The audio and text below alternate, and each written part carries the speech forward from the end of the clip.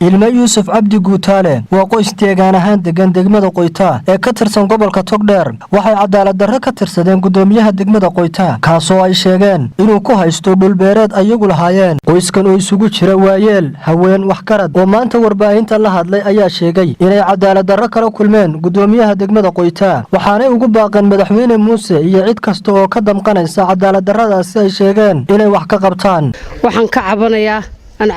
عبشوح وكان كموجنا يا قدومي هالدقمة قويتة والشرع جاي دول كيا دول بيراد أنا كل إن هاي دقمة قويتة وأنا الشرع أولى إن هاي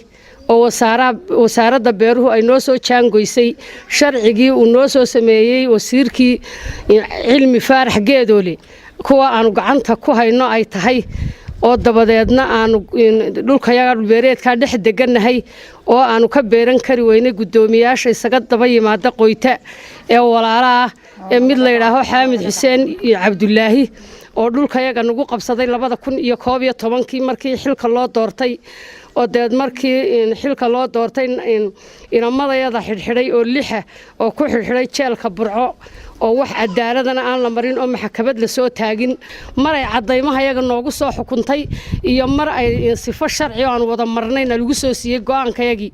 annagoo sida fulimahayagii ku haysana iyo soo dhaxgale la keena soo dhaxgale maxkamadda raxfaan ku nala galay maxkamadda raxfaanka markii uu nala galay waxana lagu qaaday kiis cadaalad darro ah iyo dulmi ku salaysan waxaan u sheegaynaa madaxweynaha Soomaaliland iyo wasiirka cadaaladda barasaab ku xigeenkii berbera inuu in ka dambeeyo sheekadan oo dabada ka riixaya ninkuna walaalkii yahay isaguna uu yahay ninkii nahaystay 2011 ee 40 nin 60 nin naga xidhxidhay ee saldhiga dhexe geeyaan hore u soo sheegay imankana uu hawsha dabada ka riixayo waayo ninka dawladda lukule iyuunba in hantidu doonayana hela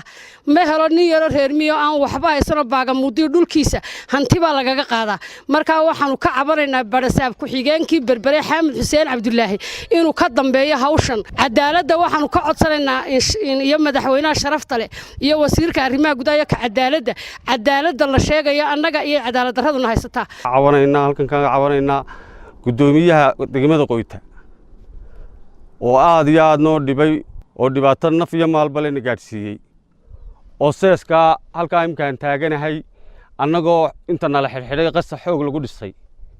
oo nala soo daayay haddana naloo fasaxay oo nala dhulkiina ninka leh oo haddana kii miday walaaliyiin qabsaday oo haddana waxaan ku naga hadhi laayay waa cagafteedii halkaas waa iska taagan waxa la ma gelin kartaan ciidan baa kulba nala soo dhigay waxaan weeyahana laga qabto aan laga soo gaadho halkan waxaanu ka jeedinaynaa cabashadaas oo ka dhacday maxkamadda gobolka maxkamadda raxfaanka iyo gudoomiyaha Qoyta cabasho ka timid dhul ay leeyeen caruur agoonihi ay lahaayeen 3 qarni oo 3 awow waxa weeye imkana waxaanu ka cabanaynaa oo aanu sheegaynaa hantida waxa iska leh ilma Yuusuf Ducaale ilma Yuusuf Cabdi Guutaale iska leh weligooda ay lahaayeen 3 qarni bay lahaayeen 3 awow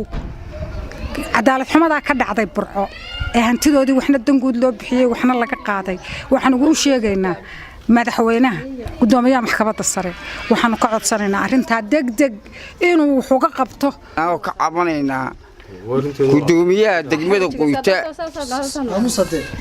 iyo gudoomiyaha maxkamadda raxfaanka aasoo gudoomiyaha degmada Qoyta uu badan lagu haystay dhulkayagii aan deegaanka sagal hayne sharciga laha waxa la Yuusuf Xuseen Cabdullaahi taasoo dhulka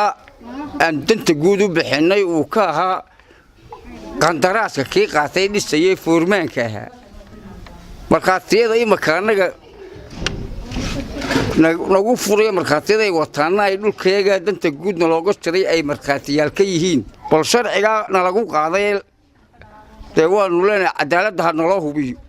nimankaasi waxay doonayaan dil la isku dilo iyo tagisaanay ka tagin waa gudoomiyaha magaalada Burco jooga iyo gudoomiyaha jooga Qoyta waxa weeye nimankaas haddii aan dawladda hadaan himaka wax ka qaban wax baa ka soo socda